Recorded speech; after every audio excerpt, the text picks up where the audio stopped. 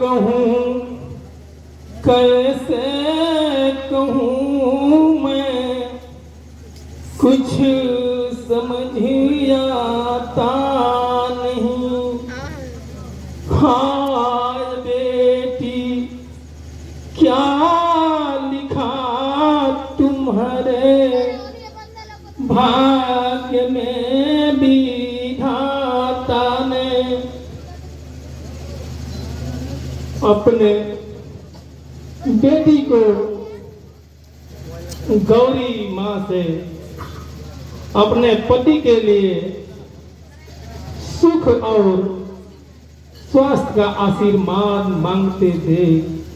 मेरा तन मन सिहर गया है। क्यों? मैं वहां उसका विवाह नहीं कर सकता जहां वो चाहती है। लेकिन क्यों भला? मैंने तुम्हें भी अभी तक नहीं बताया। कौशिक जी का संदेश जब से प्राप्त हुआ है, मैं भारी दुविधा में पड़ गया हूँ। क्या संदेश आया है बताइए ना। वो सुकन्या से विवाह नहीं करना चाहते। लेकिन क्यों? क्या कमी है हमारी बेटी? क्या दोष है हमारे सुकन्या में? दोष तो उनके शरीर में उत्पन्न हो गया है।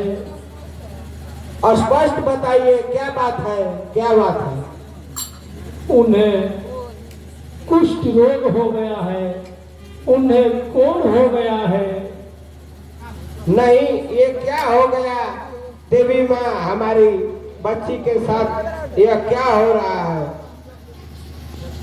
उन्होंने लिखा है, मैं उस कन्या से विवाह करके उसका जीवन नष्ट नहीं करना चाहता।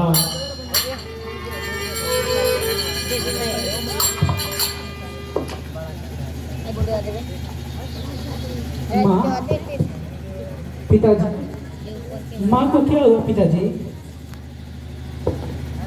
बेटी, बात ही कुछ ऐसी है। तुम्हारा विवाह।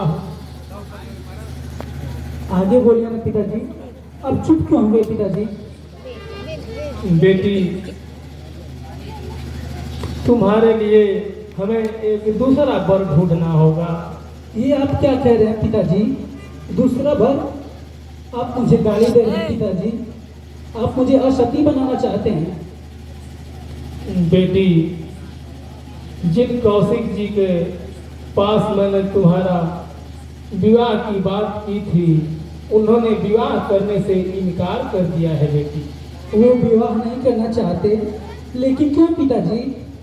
तुम नहीं जानती पुत्री, उन्हें कुष्ठ रोग हो गया है, कोढ़ हो गया है। उनका अंग अंग गलकर गिर रहा है। बेटी, बस पिताजी, बस, और कुछ मत बोलिए।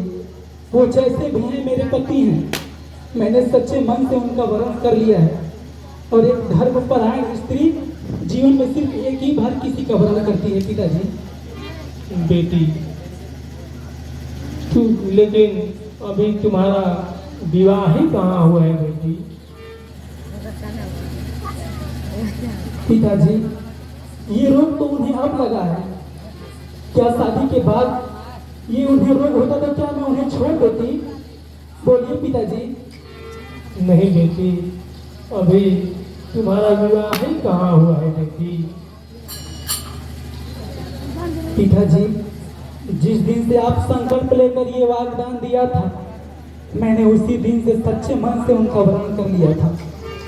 और एक धर्मपरायण स्त्री किसी पुरुष का जीवन में सिर्फ एक ही बार वर्ण करती है पिताजी। पुत्री, भावनाओं में आकर संकल्प कर लेना संकल्प नहीं माना जाता। पुत्री, विवाह का संस्कार मंडप में अग्निदेव को साक्षी मानकर पूरी किया जाती है। बेटी, इन पंच तत्वों से बने शरीर में लगातार अग्नि की साक्षी होती है पिताजी। और यह शरीर भी तो एक मंडप है। पुत्री, मैं अपने मन, कर्म और वचन से उनका वर्णन कर चुकी हूँ।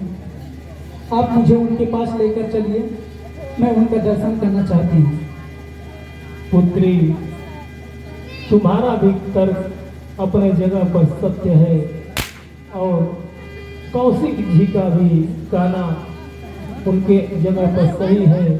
ठीक है, चलो चलते हैं उनके पास।